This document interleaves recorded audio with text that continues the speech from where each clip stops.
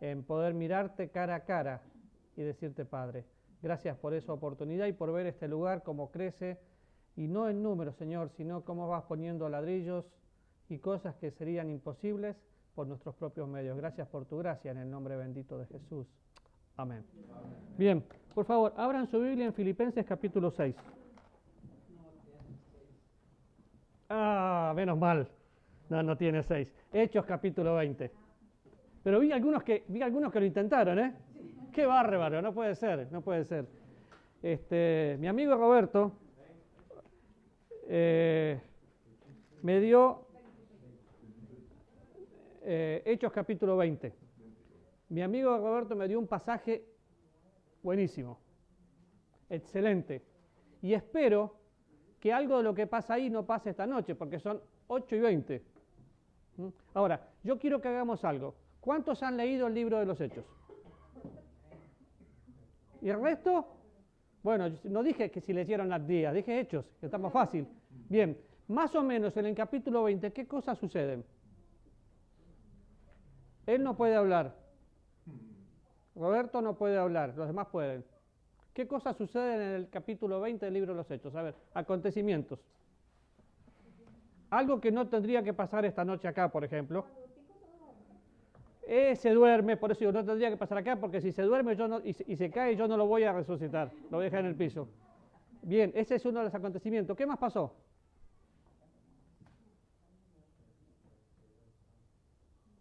Normalmente vamos a escuchar, ponemos la cara y terminamos diciendo Bélgica en lugar de decir Perú. Pero no.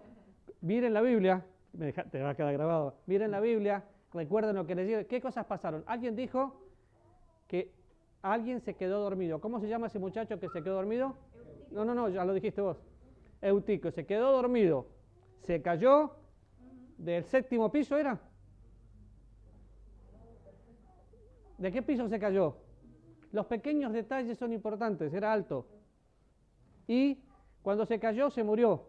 ¿Y qué pasó después? Pablo lo resucitó. Son los pequeños detalles que tenemos que leer. Pero bueno, vamos mirando el libro de los Hechos y cuando llegamos al versículo 19, si quieren yo lo voy a leer para ustedes. Dice, sirviendo al Señor con toda humildad. Después de humildad, ¿qué dice? Con muchas lágrimas y pruebas que me han venido por las acechanzas de los judíos, y como nada que fuese útil he rehuido de anunciar y enseñar públicamente y por las casas, testificando a judíos y a gentiles acerca del arrepentimiento para con Dios y de la fe en nuestro Señor Jesucristo. Un versículo más, 24. Pero de ninguna cosa hago caso, ni estimo preciosa mi vida para mí mismo, con tal de que acabe mi carrera con gozo y el ministerio que recibí del Señor Jesús para dar testimonio de la gracia de Dios. Y era imposible quedarme en un solo versículo, aunque es el que vamos a estudiar, sin pensar en todo. Y yo quiero que, en primer lugar, usted se conteste. ¿Está sirviendo? ¿Cuál es su motivación? ¿Por qué lo hace? Ay, porque quiero que Dios me bendiga más. Eso puede ser una de las respuestas. Estoy sirviendo a Dios. ¿Por qué lo hace? Porque quiero figurar, me gusta. Esa puede ser otra respuesta. ¿Cuál es su respuesta? Qué interesante, porque a veces usamos el ministerio como un escudo para figurar. Una vez vino alguien y me dijo, quiero servir al Señor. Ah, qué bueno, le dije. ¿Qué te gustaría hacer? Quiero predicar. Ah, perfecto, excelente. ¿Y cuándo podría empezar? Cuando tengas un grupo que traigas de la calle, te armes tu grupito y vos le podés enseñar. Me dice, no, yo quiero predicar en el púlpito. Sí, yo te pongo un púlpito, tráete el grupo. Solo quería figurar, no quería ministrar. Pero qué interesante es, cuando vamos a Mateo capítulo 4, está Jesús siendo confrontado y él dice estas palabras. A ver a quién se las dijo.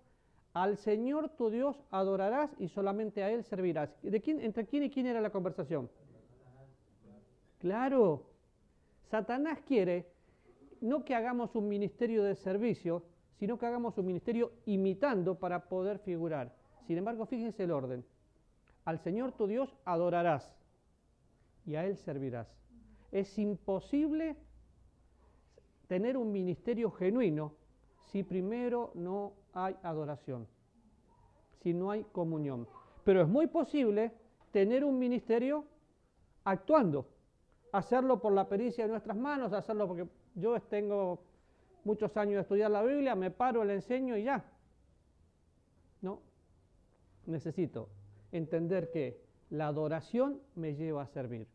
Definitivamente, si somos salvos, después de la salvación, Dios me santifica y el servicio tiene que ser un estilo de vida.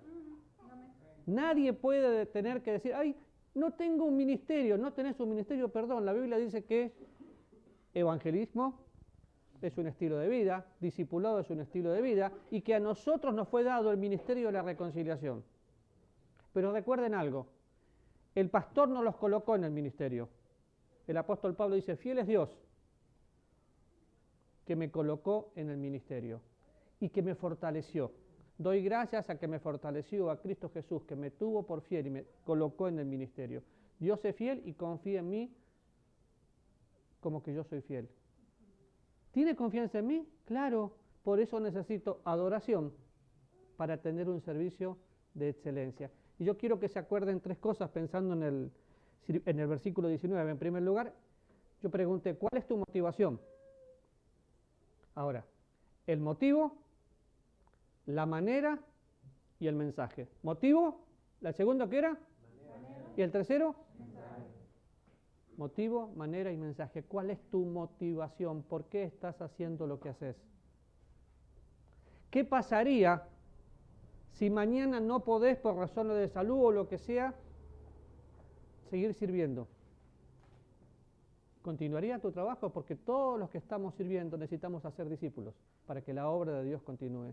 Pero la motivación, ¿cuál es tu motivo? Y pensando en este versículo, utiliza sirviendo al Señor. La palabra servir ahí es la palabra más baja, es ponerse a disposición de alguien. Es interesante porque ¿de quién estamos hablando? Estamos hablando del apóstol Pablo. El apóstol Pablo, si miramos un poco su currículum, él no era cualquiera. ¿Conocía las Escrituras? Por supuesto que sí. Hebreo de hebreos en cuanto a la ley, fariseo, criados a los pies de Gamaliel. Tiene todo un historial. Pero él entendió que no era una celebridad, era un siervo. Y cuidado, porque servir al Señor es una función de privilegio y no una posición de celebridad. No vas a ser más porque servís.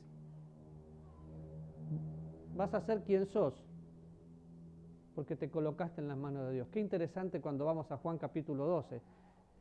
Si alguno me sirve, síganme, y donde yo estuviera estará mi servidor. Si alguno me sirve, mi Padre le honrará. ¿Por qué? Porque mis ojos pondré en los fieles de la tierra para que estén conmigo. El que ande en camino a la perfección, ese me servirá. Pero utiliza la palabra servicio, sirviendo al Señor con toda humildad. Ahora, esto es Hechos 19, y en el 24, de ninguna cosa hago caso, ni estimo preciosa mi vida para mí mismo. Y habla de terminar la carrera.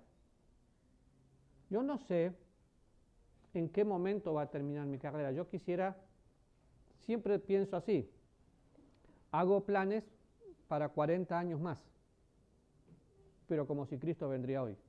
Dentro de 40 voy a tener más de 100, pero no importa. Mientras hay vida, puedo servir al Señor. Ahora, yo no quiero que me recuerden por haber sido un buen pastor, un buen tipo, un buen misionero. Yo quiero que me recuerden porque el que hace la voluntad de Dios permanece para siempre. Entonces, ¿la voluntad de Dios es la salvación? Definitivamente sí. ¿La voluntad de Dios es la santificación? Definitivamente sí. ¿Y la voluntad de Dios es el servicio? Definitivamente sí. El que no se involucra en el servicio como un estilo de vida y lo hace como una obligación, o cree que servir es una carga, no sé qué Biblia leyó. ¿La mía? No. Definitivamente no. Ahora, ¿por qué haces lo que haces? ¿Cuál es el motivo? Algunas personas se involucran en el ministerio por ganar dinero, otros por tener prestigio, otros por una posición. Sin embargo, vemos que Pablo dice, sirviendo al Señor con toda humildad. Y cuando pensamos en la palabra humildad, a mí me gusta como el mismo apóstol Pablo la define, Filipenses capítulo 2, versículo 4.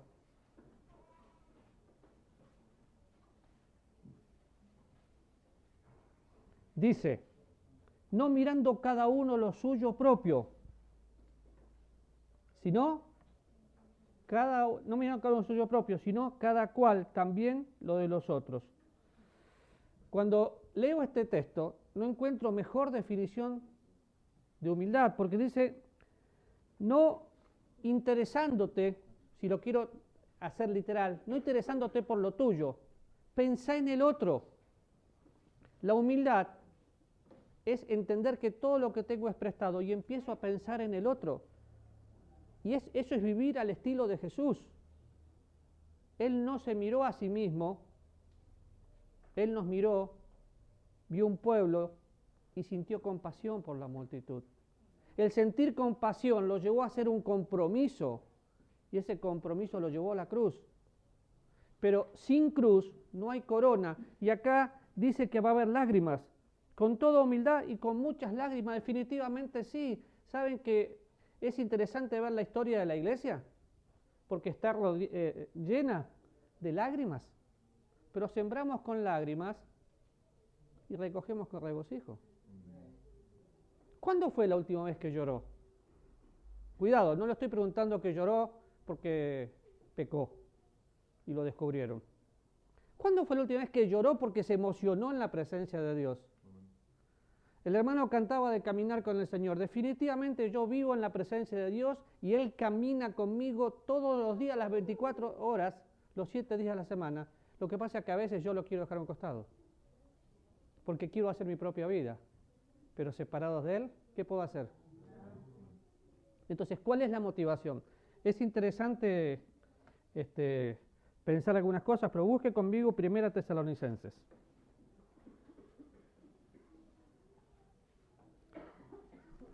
No vamos a leerlo todo, pero sí quiero que lo guarden ahí.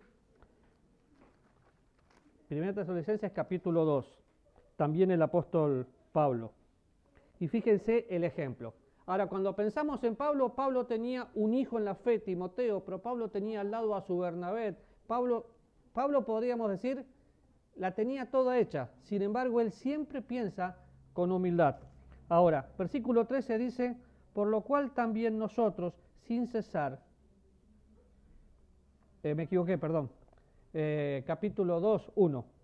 Porque vosotros mismos sabéis, hermanos, que nuestra visita a vosotros nos resultó vana, pues habiendo antes padecido y sido ultrajado en Filipos, como sabéis, tuvimos de nuevo en nuestro Dios para anunciar el Evangelio de Dios en medio de ¿qué? De gran oposición, porque nuestra exhortación no procedió de error, ni de impureza, ni fue por engaño, sino que según fuimos aprobados por Dios, para que se nos confiase el Evangelio. Así hablamos, no como para agradar a los hombres, sino a Dios que prueba los corazones. No para agradar a los hombres, sino para agradar a Dios. Pero qué interesante, porque ¿qué dice Pablo? Que predicaba con denuedo, pero fue ultrajado, tuvo problemas. Y anteriormente, ¿qué decía? Lágrimas, lágrimas. Definitivamente, todos los que servimos al Señor, entendemos perfectamente que yo sirvo al Señor con el mismo Señor y lo hacemos juntos, y cuando lo hago a mi manera voy a llorar. ¿Por qué? Porque mis fuerzas son mías, en cambio cuando lo hago en comunión con Dios son sus fuerzas. Pero definitivamente lloramos. ¿Saben las veces que, y estoy seguro, que Roberto no ha dormido y su esposa le pregunta, ¿qué te pasa? ¿Es que te imaginaste que falta esto en la iglesia, que no tenemos este permiso? No, no piensa. ¿Sabes qué piensa? Juan, perdón, voy a usar cualquier nombre, no lo dije por vos. Juan, que Juan mira lo que hizo. No, es que, uy, no, Antonio, no, ¿qué vamos a hacer? Estaba creciendo, pero el diablo le ganó la ventaja. Y a las 3 de la mañana te levantás a orar. ¿Nunca te pasó? ¿En la escuela dominical los maestros no les pasa eso? Claro que sí. ¿Por qué? Haya en nosotros el sentir que hubo en Cristo Jesús. Y empezamos a sentir lo que Dios siente. Por eso pregunto, ¿cuál es la motivación? Porque dice Pablo que servía y hubo lágrimas. Pero Pablo fue la persona que la garroteaban por todos lados y seguía, casa por casa, en las sinagogas, donde sea, él compartía el evangelio. Porque el evangelismo es un estilo de vida. Entonces, pensamos el motivo. Y yo le pregunto, ¿cuál es el motivo por el cual usted sirve al Señor? Yo quiero servirle porque al servir soy honrado por el Padre y porque espero mi corona. ¿Lo hago por interés? No, pero quiero mi corona. Cuando vamos a Apocalipsis capítulo 4, vemos que ponen coronas a los pies del Señor. ¿Qué tiene en su mano para darle? Él no necesita nada, pero yo quiero caer rendido a sus pies. Ahora, el motivo y la manera. La manera. Cuando pienso en la manera, voy a Hechos 20 y en el versículo 18 dice, cuando vinieron a él, les dijo, vosotros sabéis cómo me he comportado entre vosotros todo el tiempo, desde el primer día hasta ahora. ¿Cómo era la manera? Natural, no fingida. Si algo veo en el apóstol Pablo es que él era natural. Y esta frase me la han escuchado más de una vez. Debo ser natural en lo espiritual y espiritual en lo natural. Una persona antinatural finge. Y les voy a dar un ejemplo. Juancito, ora. Otro, la tengo con Juan, ¿eh? Periquito, ahí está. Periquito, ora. Y entonces viene caminando para el frente. Ay, que yo no sé orar. ¿Qué digo? ¿Qué digo? Ah, sí. Señor, estamos listos para las bodas del Cordero. Y como pasó en el arca de Noé, y empieza a inventar palabras difíciles porque quiere agradar a todos. ¿Es natural? No. Es normal que muchos lo hagan, pero es totalmente antinatural. Yo tengo que ser como soy.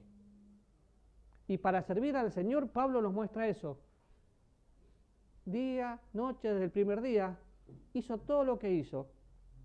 Y después ven cómo se despiden de Pablo, pero dejó una marca. ¿Qué marca estás dejando? Y yo no me refiero a la marca de ropa, me refiero a la marca en vidas. ¿Cuántas vidas influenciaste? Yo tengo una persona que influenció mi vida. Esa persona ya tiene más de 80 años. Si se entera que dije que tiene más de 80, porque él se cree que tiene 30. Pero esa persona influenció mi vida. Esa persona me marcó. Y Pablo dice, sean imitadores de mí, como yo lo soy de Cristo. ¿Cuál es tu mensaje? Porque podés saber mucha teología, pero el mensaje es tu propia vida, porque somos cartas leídas por todos. ¿Qué le estás mostrando al mundo? ¿Sos la misma persona aquí que en tu trabajo o tu escuela? ¿O que en tu casa? Cuando estaba soltero, daba unas conferencias de familia espectacular. Yo te voy a decir cómo tratar a la esposa, cómo tener una buena pelea sin pegarle, cómo criar 50 hijos y tener poca plata, hasta que me casé.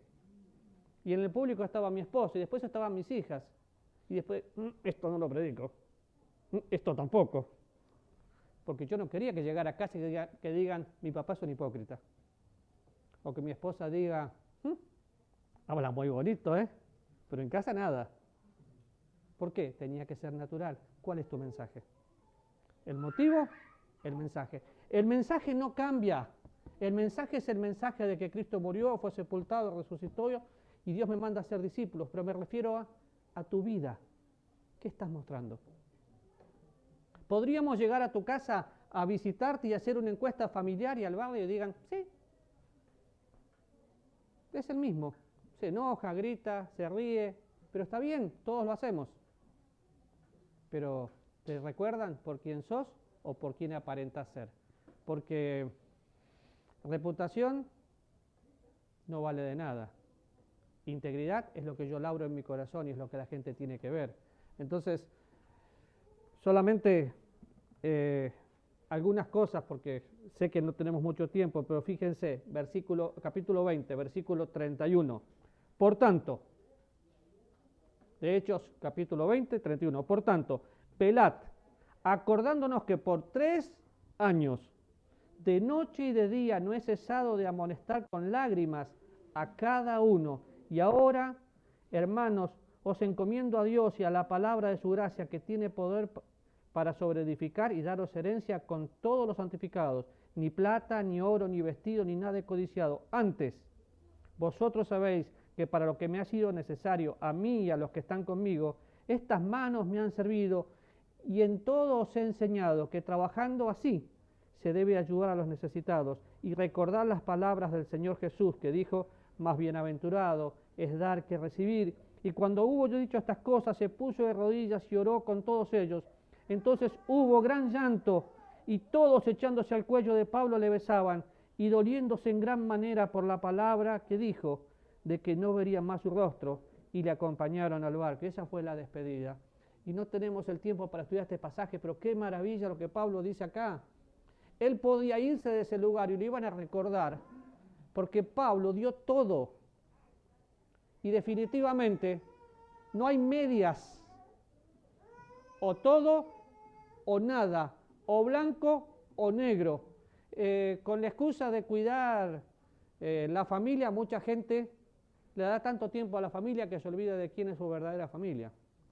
Y cuidado, la familia es establecida por Dios y es mi prioridad.